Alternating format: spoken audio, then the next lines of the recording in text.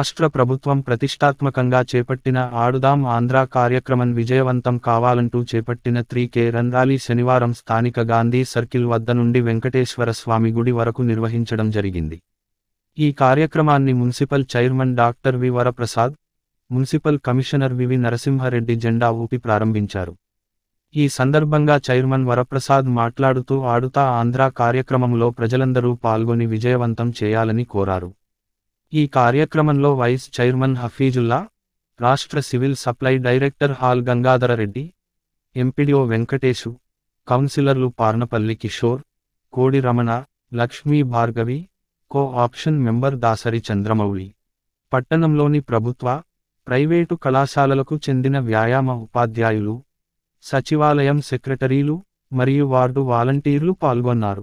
మన ప్రియతమ ముఖ్యమంత్రి వర్యులు ప్రవేశపెట్టిన ఆడుదాం ఆంధ్రాను విజయవంతం చేయడానికి మేమందరం ఈరోజు అవగాహన ర్యాలీ నిర్వహించడం జరిగింది.